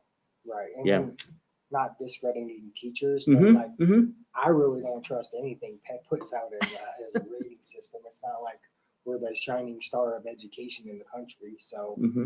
I mean, just Right, personal opinion. right. So at least we're lucky though that we have multiple, at least Yeah, instead of I- just one test, Right. Right. right? Instead of So, just a mirror, we have multiple to look at. Yeah, Thank you. that's a great point. Yeah, thank you. Any other questions, Madam President? No questions. Thank you, sir, for the update. Now we move into our business section. Student support services. Oh, I missed one. Sorry. Mhm. Yep, student support. All She's right, standing you up. can't- I'm you can't sorry. skip, Forgive me. Mr. All right. Yep, Madam Miss President, Ortiz. members of the board, any questions or comments from Mrs. Ortiz, or do you have any updates since you submitted your report?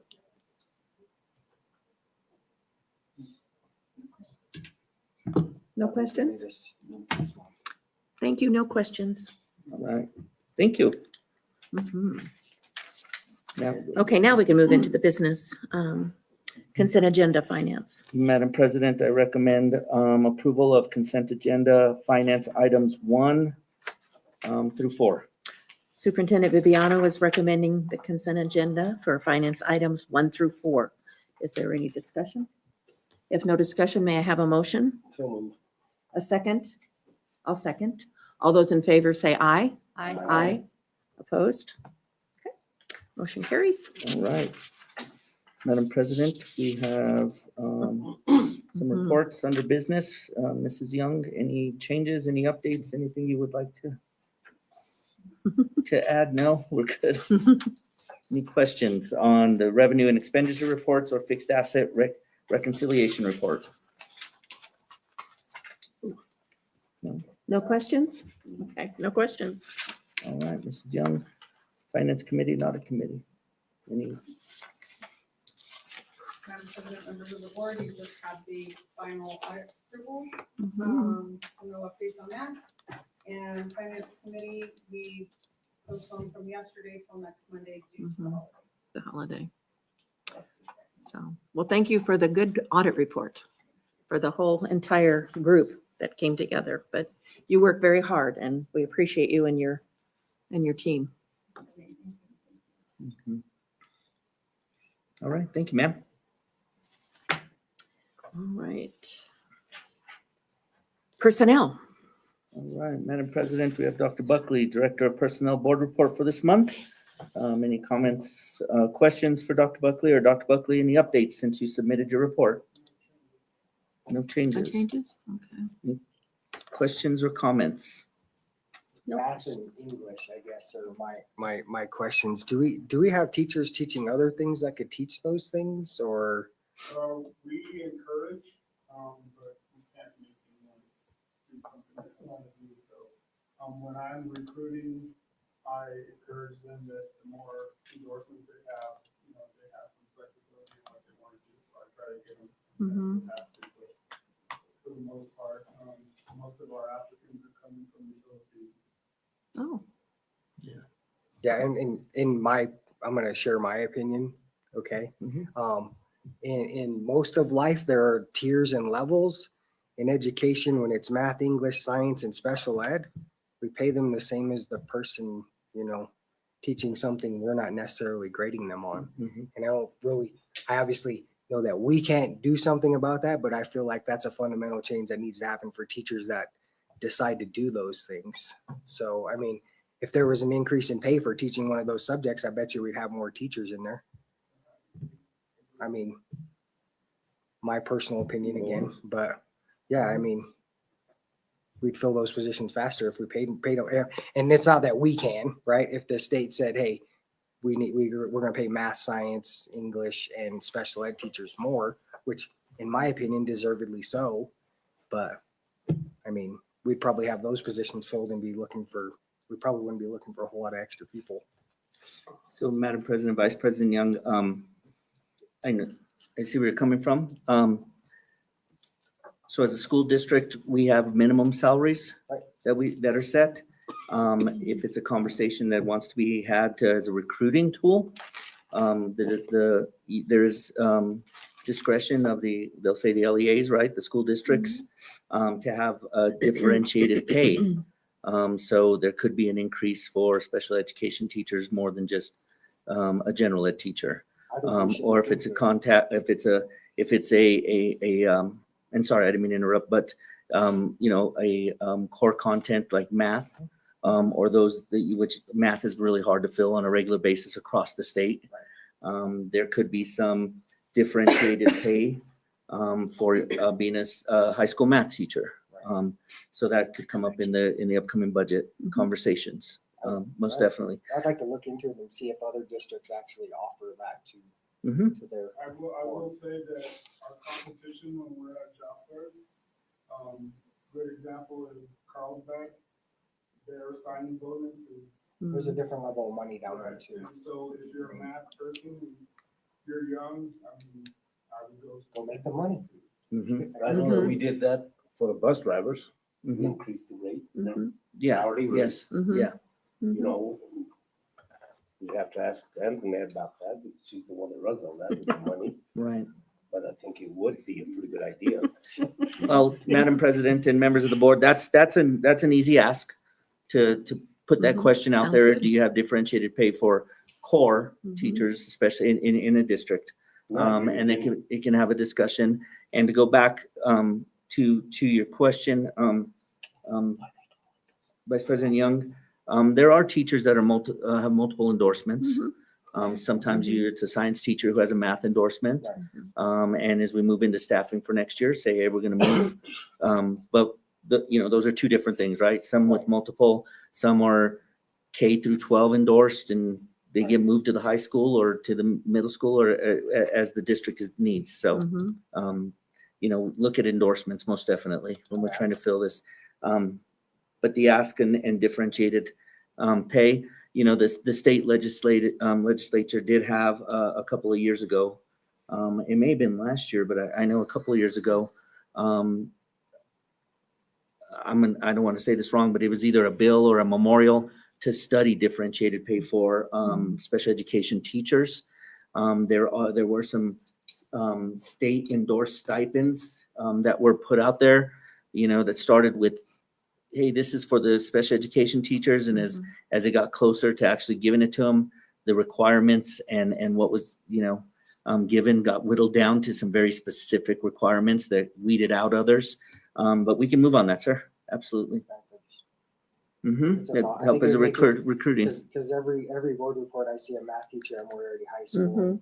For the last several, I've seen an English teacher at the high school, and I mean, we're trying to grow. I mean, those are part of our strategic plan, and I think if we throw a little funding towards getting that, I mean, maybe it helps Mhm. overall. Good point. Good point. So I'm gonna write that down. Mhm. Right, Madam President, members of the board, anything else for Dr. Buckley? No further. Mm-mm. Thank you. And next we move on to support services, special projects and other items. All right, Madam President, if I may, I'll just open it up to you and members of the board. Are there any questions for any of the coordinators from transportation tech, maintenance, food services? Mr. Adams left, so I could try to answer his questions if you had any for the board reports that were presented. Mhm. No questions. No. Just still concerned on the buses. There's what, we lost four more.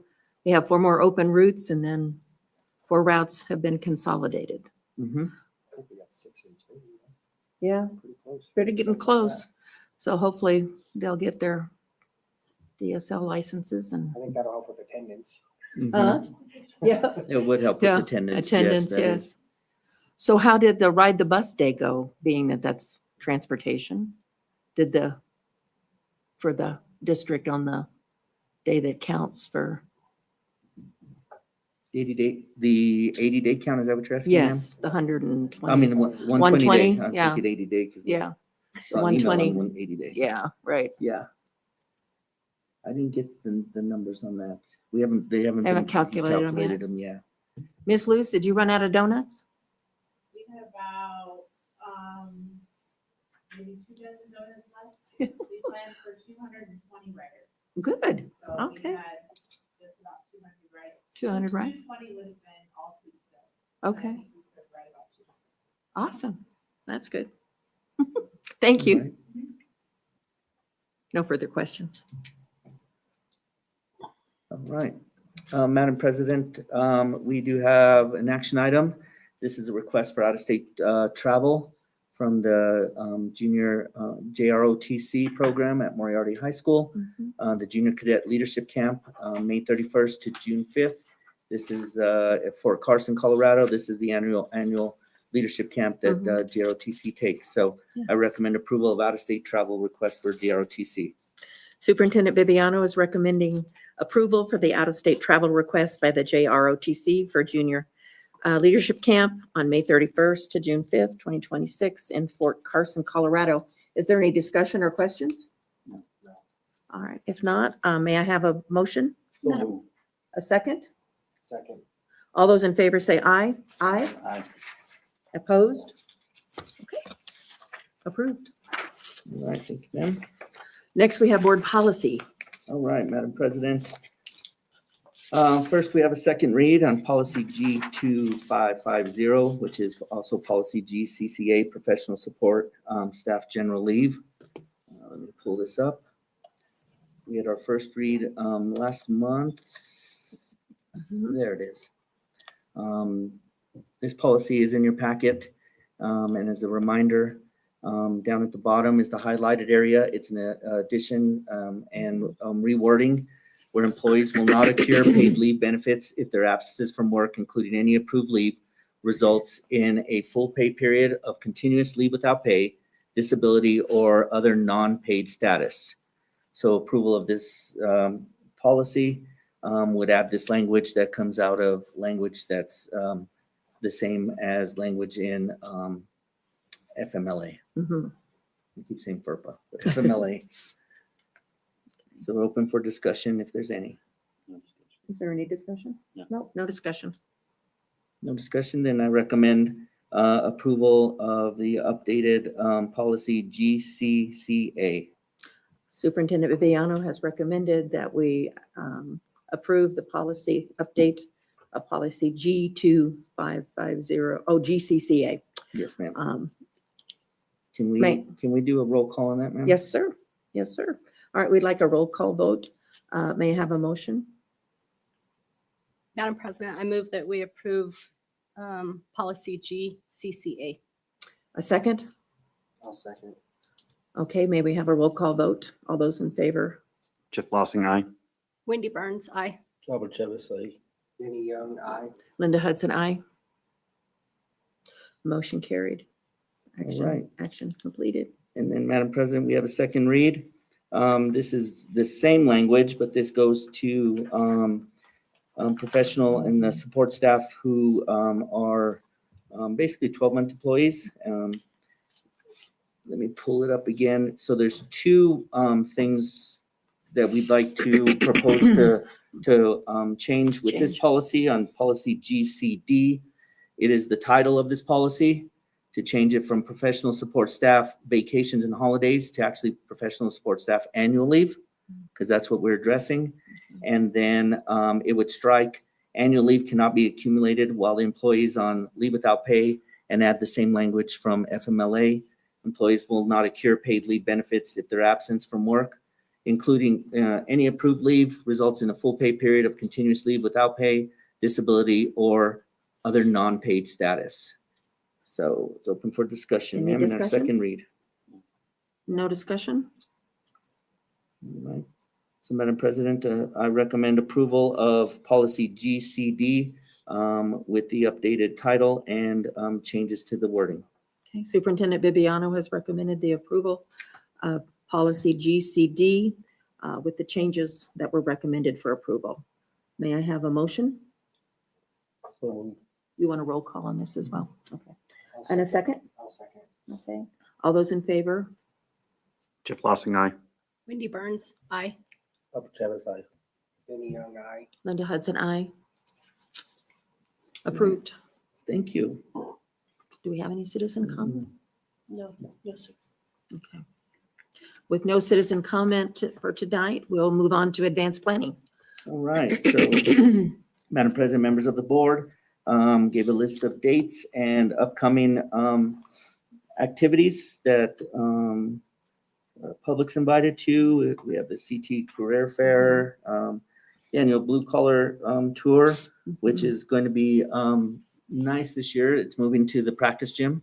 And so that, when that was proposed, did make me nervous, but they sent us videos and showed us how they lay down what they need to protect our floors. So that's great. And we have other school districts that are also invited to both of these events to come and join the Moriarty High School students.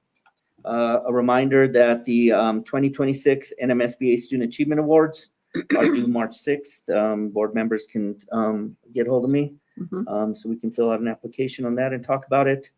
Regular board meeting, March 17th, and then the spring regional meeting, March 31st at 5:30. This is hosted by the Grand Cibola County Schools, and I believe superintendent of the district let me know that they are going to be holding it at Laguna instead of in Grants. But we'll get more details. At Laguna Burger would be Laguna Burger. wonderful. Yeah, that would be great. That would be wonderful. I did have that thought when he said I that, hope but so. all right. I'm sorry. So, Madam President, is there any requests for other discussion or items to consider going into the next board meeting? Any requests or any tonight or future? I don't have anything. All right. And Madam President, members of the board, remember the invitation to get hold of me if there's anything about agendas and moving Yes. forward for our discussion. Yes. And with that, Madam President, I recommend adjournment of tonight's regular meeting. All right. Superintendent Bibiano recommends for adjournment for tonight's meeting. Is there any comments? If not, may I have a motion? So moved. A second? Second. All those in favor say aye. Aye. Meeting so adjourned at 7:31. You want these back, right? No. No? Yeah. Yes. Internet, do they give